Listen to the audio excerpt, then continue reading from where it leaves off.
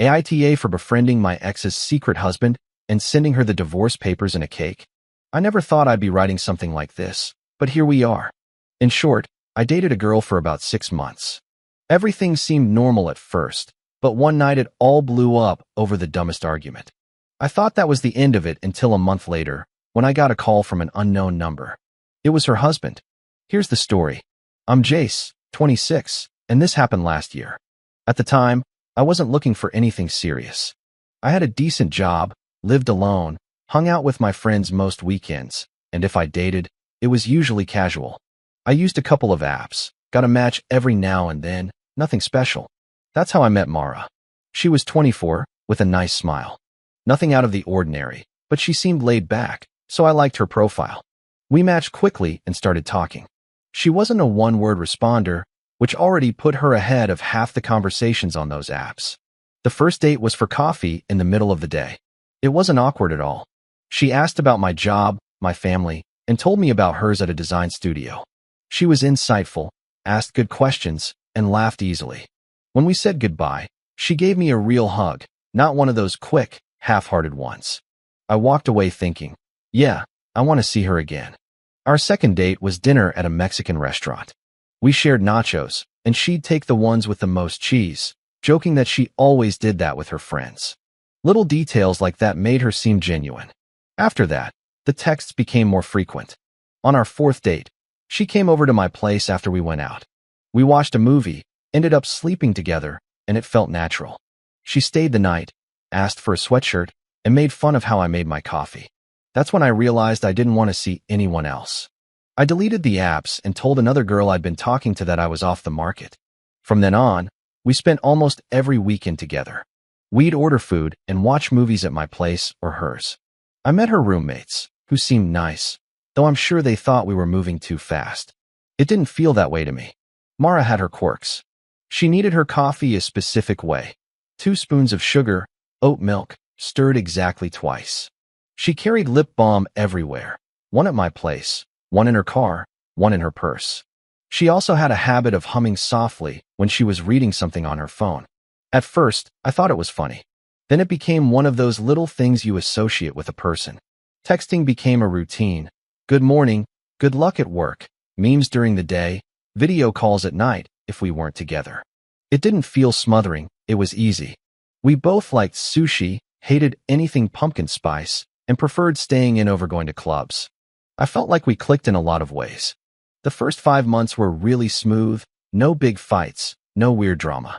She wasn't demanding, and I appreciated that. I'd been in relationships before where every little plan was a debate. With Mara, it was more like, want to get Thai food tonight? Sure, simple. My friends joked that I'd retired from the dating scene earlier than expected, but they didn't give me a hard time about it. Even my mom noticed I sounded happier when we talked on the phone. I told her about Mara, not in a she's the one way, but casually, and I could tell she was glad I had something stable. By the 5th month, Mara and I had a routine. Fridays and Saturdays were our days. Sundays we'd do our own thing, but she'd still text me. We hadn't said, I love you, yet, but it felt close, like we were heading there naturally. If you had asked me then, I would have said I was lucky. Mara checked all the boxes I thought were important. Fun, smart, attractive, and easy to be around. I figured the next step was just to keep things going, maybe live together someday, if everything stayed the same. I had no idea what was coming. Around the 6th month of our relationship, I suggested we do something different. We'd already done movies, dinners, even a hike. One Friday, I saw a flyer for a comedy night downtown.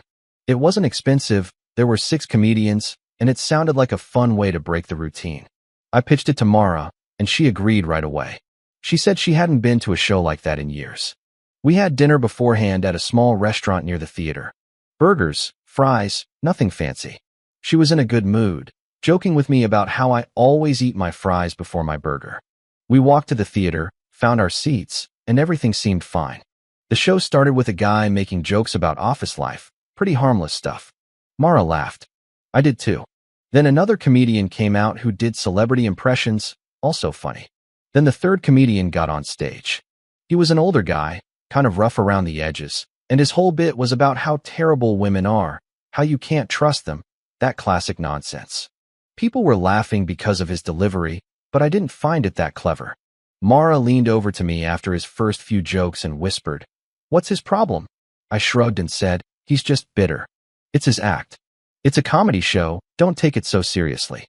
She didn't say anything else then, but I noticed her smile was gone. The next two comedians came on. One joked about his parents, the other about online dating. Both were fine, but Mara barely reacted. She just sat there with her arms crossed, staring at the stage. When the second-to-last comedian came on, he told a story about his ex who cheated on him. He didn't insult her, just framed it as a funny memory, and the crowd roared with laughter. I thought it was clever. Mara didn't laugh at all. Halfway through his set, she leaned over and said, "Let's go." I was surprised, but I could tell she was upset. There was no point in arguing in the middle of the show. We got up, walked out, and went to the car. As soon as I started driving, it began. She said, "So you think that's funny? You think it's okay to sit there and laugh while they make fun of women?" I told her I hadn't even laughed at the first guy. I just said, "It's a comedy show, not a TED Talk." And the last guy didn't even insult his ex. He was just telling a story. She shook her head, looking out the window. Then she said, "All men are the same. I bet you think that way too. You're probably already talking to other girls behind my back." That threw me off. I literally unlocked my phone while I was driving, handed it to her, and said, "Go ahead, look through my messages, look at everything." She scrolled for a minute, but didn't calm down. She yelled, "Just because I can't see it doesn't mean you're not doing it. All men cheat, they just hide it." At that point, I realized I couldn't win. It didn't matter that my phone was clean or that I hadn't thought about another girl since I met her. She had already made up her mind. We got to her place, and she unbuckled her seatbelt. Before getting out, she said, "We're done. I can't be with someone who laughs at that kind of trash. I saw a side of you I don't like." Then she slammed the door and walked inside without looking back. I just sat there, stunned. I didn't even know what to say. I had planned a fun night, trying something new, and it ended with her breaking up with me in her driveway. I sat in the car for a minute, then drove off. On the way home, I kept replaying the night. It made no sense. The show wasn't about me, and I barely laughed, but she had turned it into something completely different. I felt like she was looking for an excuse to end things. It was weird because for 5 months everything had been solid, and suddenly, one night at a comedy show, it all changed. I figured maybe she had issues she never told me about, or maybe she just needed a way out. Either way, I didn't waste any energy on it. I wasn't heartbroken that night, just annoyed. I had invested 6 months in someone who left over something that made no sense, but I wasn't crushed. If anything, I felt like I'd dodged a bigger problem. The next morning, I half expected a text from her, maybe apologizing for overreacting. No message came. If she wanted to end things over a couple of comedians we didn't even know, that was her business. Later, one of my friends asked how the show was. I told him it was good until the ride home and laughed. He joked, "Dude, sounds like you dodged a bullet." At the time, I didn't realize how right he was. I went back to my routine. Work kept me busy. I'm an account manager at a logistics company, so it was meetings, emails, spreadsheets. Nothing exciting, but it was stable. I even stayed late a few nights just to keep my mind off dating. My boss joked that I must be trying to impress someone, but I didn't correct him. Outside of work, I hit the gym 4 or 5 nights a week. Nothing extreme, just weights and some cardio with my headphones in. Mara had gone with me a couple of times before, but honestly, I preferred going alone. No waiting, no small talk, just me and my workout. Weekends went back to how they were before I met her. On Fridays, I'd meet up with my 2 best friends, Rhett and Caleb. We'd grab food, maybe go bowling, or just hang out at one of our apartments playing FIFA or watching a movie. Rhett died laughing when I told him Mara broke up with me after a comedy show. They both said I was better off without her, and I couldn't argue with that. I also picked up some hobbies I had let slide. I like working on cars, nothing major, just small fixes and upgrades. Another thing I started doing again was playing guitar. I'm not great, but I know enough to play a few songs I like. Mara was never that interested in hearing me play, so I had stopped when I was with her. Now, I'd get home from work, grab the guitar, and play for half an hour. It felt good to get back to those small habits I'd let go of. I wasn't looking for anyone new right away, but I wasn't avoiding it either. A couple of weeks after the breakup, a coworker tried to set me up with her friend. We got coffee one afternoon. She was nice, but there was no spark. I didn't force it. The difference this time was that I wasn't in a rush. If something happened, great. If not, I was fine with my life. What surprised me most was how quickly Mara faded from my mind. After a week, I wasn't checking my phone for a message anymore. I wasn't wondering what she was doing. I figured if she wanted to leave over something so insignificant, that was her problem. I wasn't going to chase someone who clearly didn't want to be with me. My friends helped keep me grounded too. One Saturday, Red invited me to a barbecue his cousin was throwing. Normally, I would have brought Mara, but I went alone and actually had a better time. I didn't have to worry about whether she was bored or upset. I just hung out, ate, and met new people. It reminded me how easy life was without the drama. There were small reminders of her here and there. A sweatshirt she'd left at my place, a lip balm in my car. I threw them in a drawer and didn't think about it again. I'm not sentimental about that stuff. In a weird way, the breakup gave me more time for myself. I wasn't planning my weekends around someone else's schedule anymore. If I wanted to drive an hour to visit my brother, I did. If I wanted to spend all Saturday working on my car, I did that too. No one to answer to. I'd forgotten how much I valued that freedom. A few people at work asked about Mara since I'd mentioned her before. I just said, it didn't work out. And I left it at that. No big story, no drama. Honestly, I didn't even think it was worth explaining. At that point, I thought the chapter with Mara was closed. What I didn't know was that the story was far from over. About a month had passed since the comedy show breakup. Work was steady. Weekends with my friends were back to normal, and I was just living my life. But one Friday night, something happened that completely changed how I saw everything. I was at my friend's apartment, Rhett and Caleb's place. We'd ordered wings and were watching a basketball game. My phone buzzed with a call from an unknown number. I don't usually answer random numbers, so I ignored it. A few minutes later, I got a text from the same number. It read, "Hey man, I think you and I should talk. You know, about Mara. I saw the messages between you two, and I think you'll want to hear this." At first, I thought it was some kind of scam, or maybe one of her friends messing with me. I showed the text to Rhett, and he raised his eyebrows. Caleb said, "Dude, just call him. What's the worst that can happen?" I thought about it for a moment and decided, why not?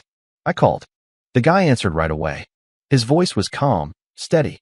He said, "Hey, this is Liam. You don't know me, but I'm Mara's husband." I froze. I literally asked him to repeat that. Husband.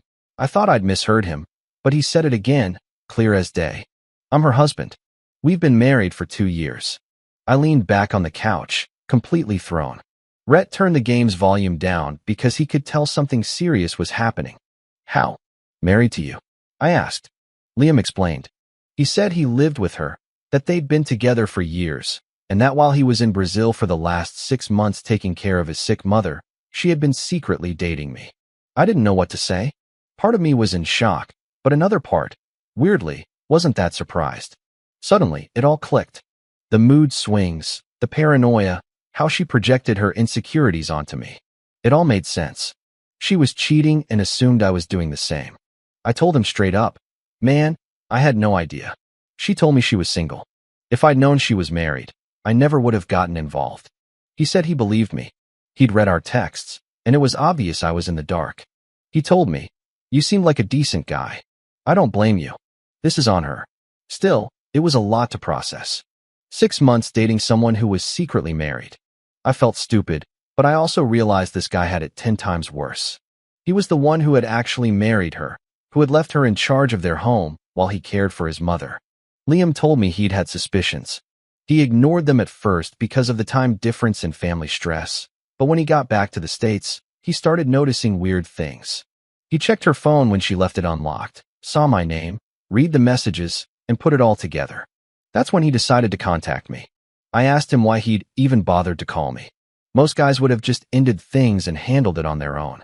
He replied, "Because I think you deserve to know.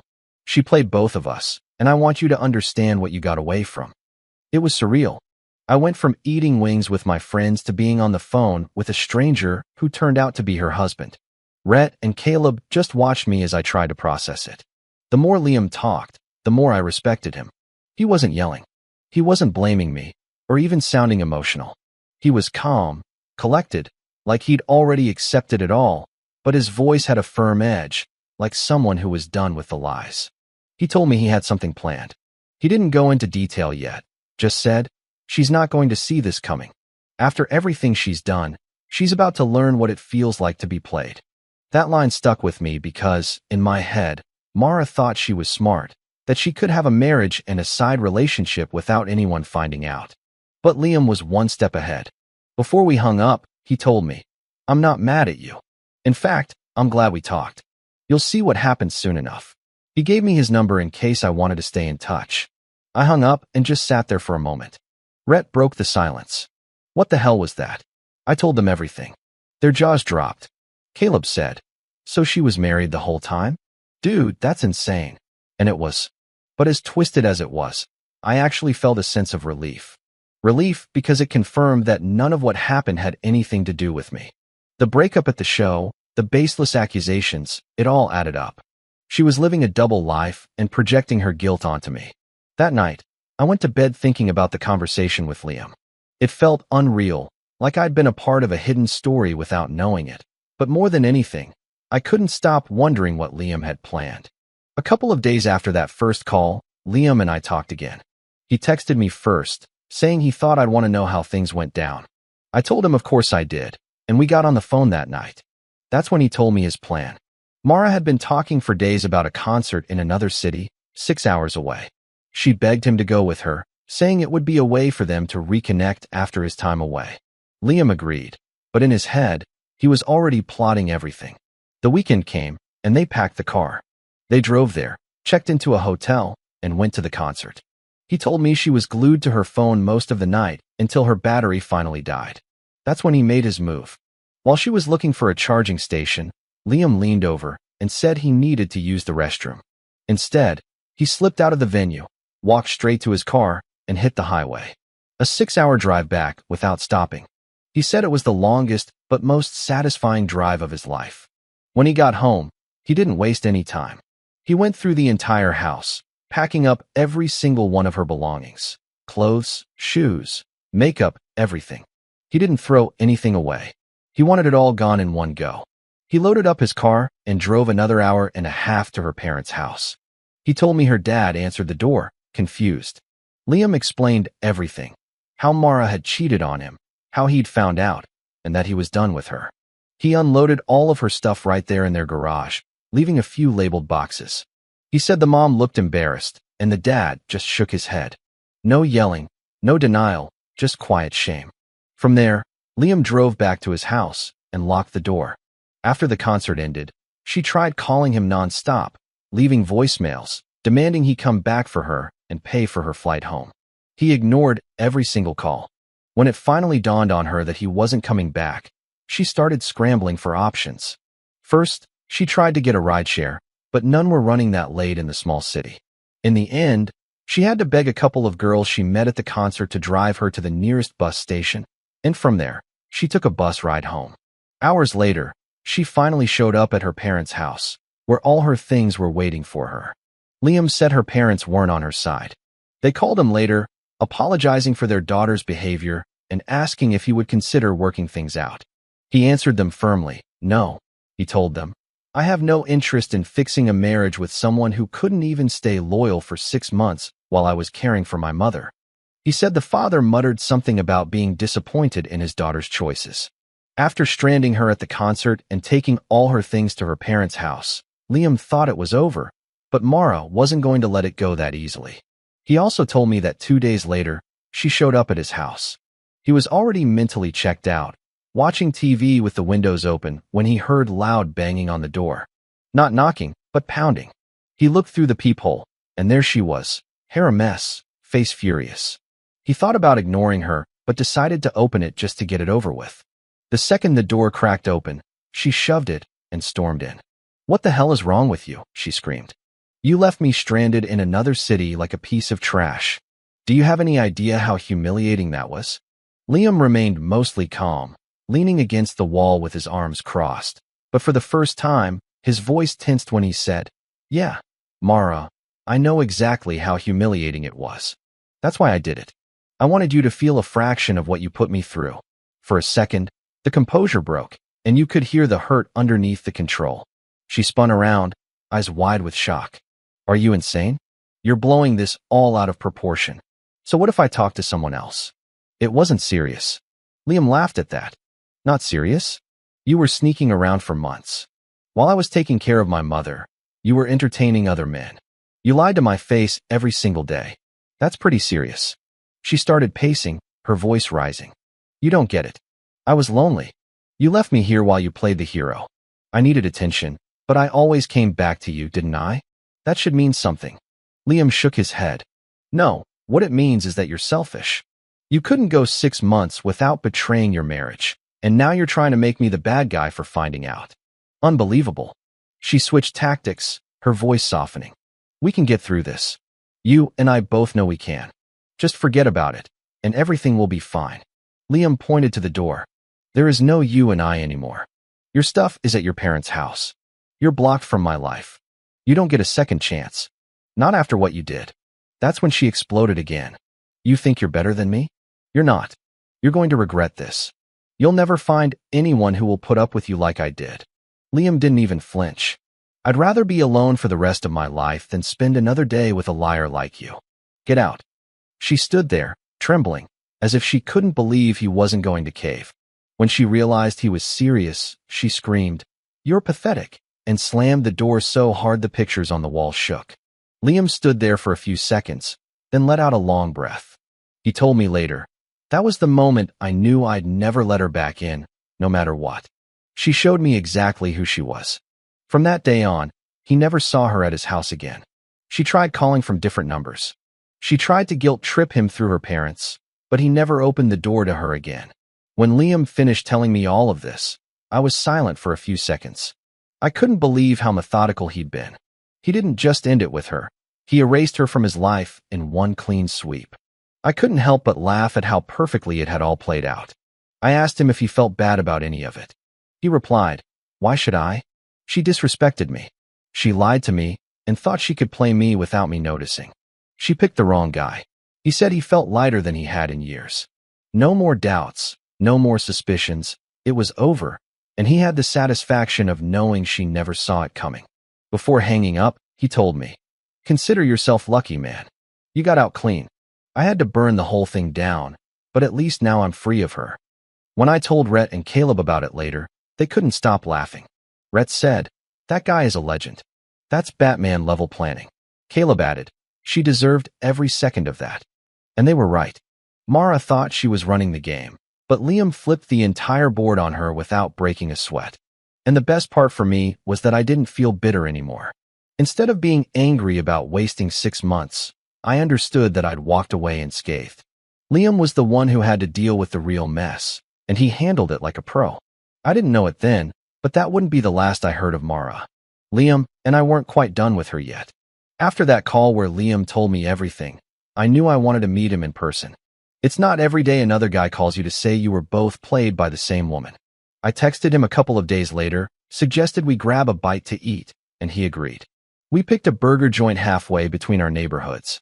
I got there first, grabbed a table, and when he walked in, I recognized him from the pictures I'd seen on Mara's social media. He was taller than me, broad-shouldered, with a calm demeanor. He saw me, nodded, and walked over. "Jace?" he asked. "Liam," I replied. We shook hands, sat down, and ordered food. At first, it was a little awkward. What do you say to the husband of the woman you unknowingly dated for half a year? But after a few minutes, the conversation started to flow naturally. He wasn't resentful, just direct. We swapped stories. I told him about the comedy show Disaster, how Mara accused me of cheating out of nowhere. He laughed and said, "That sounds like her. Always flipping things around when she was the one at fault." He told me how she would sometimes disappear for days and then come back acting like nothing had happened. We realized we'd both been dealing with the same nonsense, just in different ways. The more we talked, the more we started joking about it. At one point, I said, "Dude, she thought she was playing both of us, and now we're sitting here like old pals. She would hate this." Liam smiled and said, "That's exactly why we should rub it in her face." That's when the idea came up to do something together. Not something cruel, just something that would make it clear that she lost, and we were unaffected. We started brainstorming ideas, posting a picture together, showing up somewhere at the same time. Then Liam leaned back in his chair and said, What if we make it a celebration? He pulled out his phone, looked something up, and showed me a bakery. We get a picture of us together, put it on a cake, and send it to her, he said. But here's the best part. I'll put the divorce papers inside. I laughed so hard the people at the next table looked over at us. It was too perfect, making the cake a farewell gift and leaving her not knowing whether to be angry or humiliated. So we did it. After we finished eating, we walked out of the restaurant, stood in front of the place, and asked a guy walking by to take a picture of us. We posed shoulder to shoulder, big smiles on our faces, thumbs up, like we were best friends. The stranger laughed and said, "You guys look like you just won something." And we replied, "Yeah, something like that." A couple of days later, Liam took the photo to the bakery. He had them print it right on the cake with the phrase underneath, "May the divorce be with you." Apparently, the baker started laughing and said it was one of the funniest orders she'd had in months. Liam also made sure the cake had a hollow compartment in the center where he placed the divorce papers in a plastic sleeve. Ridiculous, but brilliant. The following weekend, he had the cake delivered to Mara's parents' house. We didn't see her reaction in person, but Liam got a furious text from her mother later. Apparently, Mara opened the box, saw the picture of me and Liam smiling like buddies, read the words on the cake, and then found the papers. According to her mom, Mara started crying and screaming, saying Liam had humiliated her. Liam didn't reply. He blocked the mom after that, too. He just told me, "Mission accomplished." When he called to tell me how it all went down, I almost dropped my phone from laughing. The image of her cutting into that cake, expecting dessert, and finding divorce papers was priceless. That day sealed it. We weren't just two guys played by the same woman anymore. We were partners, making sure she'd never forget how badly she messed up. After that, Liam and I kept in touch more often. We hung out a few more times. We'd grab food, even shot some pool one night. He told me he was planning to move to a new place soon, a fresh start with no trace of her. I told him he deserved it. The funny thing was, Mara had completely lost both of us. She couldn't manipulate Liam, and she couldn't spin stories to me. And now she had to live with the knowledge that her ex-boyfriend and her ex-husband were laughing about her together. That had to sting more than anything. By the end of the month, Liam and I weren't just connected by her anymore. We were actual friends. And honestly, if you told me when I first met Mara that I'd end up friends with her husband, I would have laughed in your face. But life has a twisted sense of humor, and in this case, the joke was on her.